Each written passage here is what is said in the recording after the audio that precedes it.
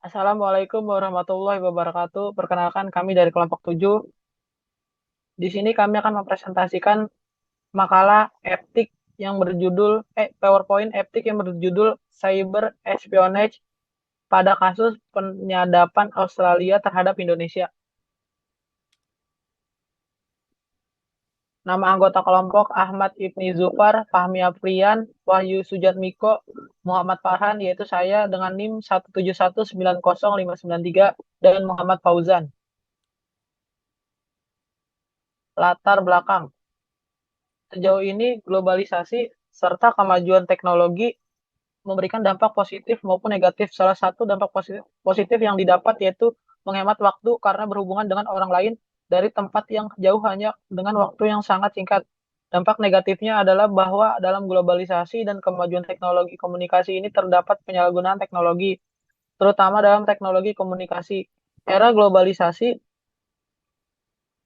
dan teknologi informasi membawa pengaruh terhadap munculnya berbagai bentuk kejahatan yang sifatnya baru. Komputer forensik. Definisi komputer forensik. Forensik komputer adalah suatu proses mengidentifikasi, memelihara, menganalisa, dan mempergunakan bukti digital menurut hukum yang berlaku.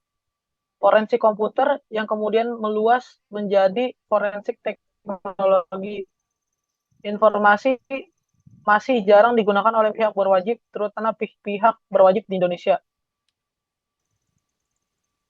4 elemen kunci forensik dalam teknologi. Satu, identifikasi dari bukti digital. Merupakan tahapan paling awal forensik dalam teknologi informasi. Pada tahapan ini dilakukan identifikasi di mana bukti itu berada. Dua, presentasi bukti digital adalah proses persidangan di mana bukti digital akan diuji, otentifikasi, dan korelasi dengan kasus yang ada. Tiga, penyimpanan termasuk tahapan yang paling kritis. Yang paling kritis dalam forensik pada tahapan ini bukti digital dapat saja hilang karena penyimpanannya yang kurang baik.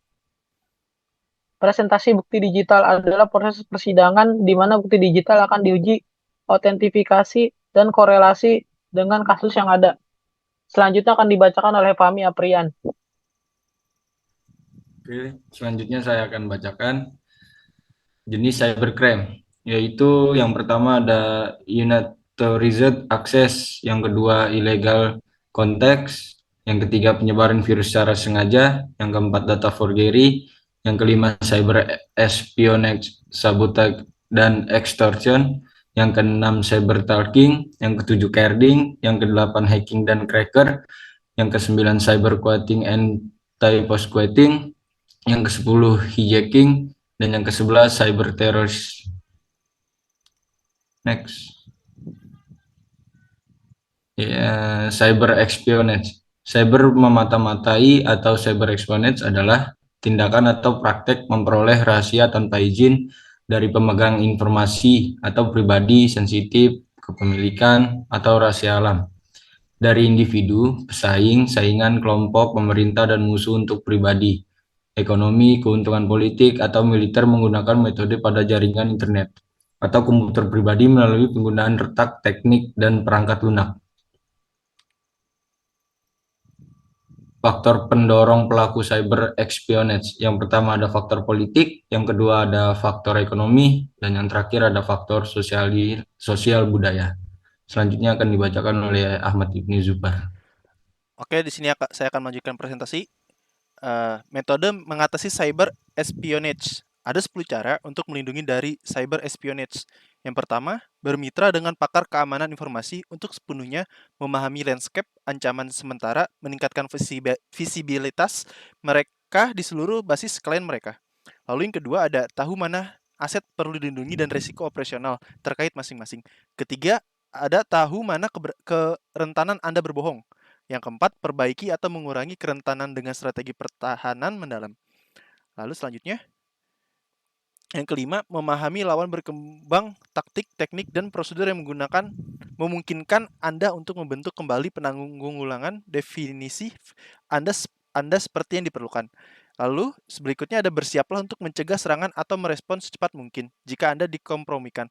Lalu berikutnya ada sementara pencegahan lebih disukai, deteksi cepat dan respon adalah suatu keharusan. Lalu yang terakhir memiliki rencana jatuh kembali untuk apa yang akan Anda lakukan jika Anda adalah korban perang cyber. Lalu selanjutnya ada pastikan pemasok infrastruktur kritis belum dikompromikan dan memiliki pengamanan di tempat untuk memastikan integritas sistem yang disediakan oleh pemasok. Lalu yang terakhir adalah infrastruktur TI atau teknik informasi. Penting sebuah bangsa tidak harus benar-benar bergantung pada internet, tetapi memiliki kemampuan untuk beroperasi independen jika krisis keamanan cyber muncul. Yang selanjutnya akan dibacakan oleh teman saya, Wahyu Sujatmiko. Ya, perkenalkan nama saya Wahyu Sujatmiko. Ini cara mencegah cyber espionage. Yang pertama perlu adanya cyber law, yakni hukum yang khusus menangani kejahatan-kejahatan yang terjadi di internet. Karena kejahatan ini berbeda dari kejahatan konvensional. Kedua, perlunya sosialisasi yang lebih intensif kepada masyarakat yang bisa dilakukan oleh lembaga-lembaga khusus. Yang ketiga, penyedia web-web yang menyimpan data-data penting diharapkan menggunakan enkripsi untuk meningkatkan keamanan. Yang keempat, para pengguna juga diharapkan untuk lebih waspada dan teliti sebelum memasukkan data-datanya di internet, mengingatkan kejahatan ini sering terjadi karena kurangnya penelitian pengguna.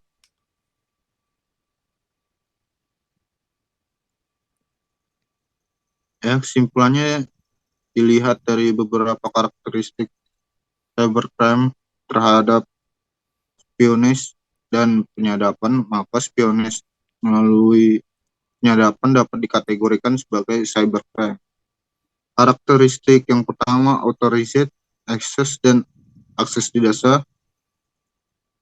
Kegiatan spionage merupakan kegiatan yang non-violence tanpa kekerasan, sedikit melibatkan kontak fisik atau minimize of physical contact, menggunakan peralatan equipment teknologi dan memanfaatkan jaringan telematika, telekomunikasi, media, dan informasi global. Ya, saran dari saya dalam penyusunan makalah ini sangatlah jauh dari kata sempurna. Maka dari itu menyempurnakan makalah ini, saran dan masukan yang bersifat membangun sangatlah diharapkan. Baik saran dan pembimbing mata kuliah etika, profesi, teknologi, informasi, dan komunikasi maupun dari rekan-rekan pembaca. Ya, sekian. Terima kasih. Assalamualaikum warahmatullahi wabarakatuh. Waalaikumsalam warahmatullahi wabarakatuh.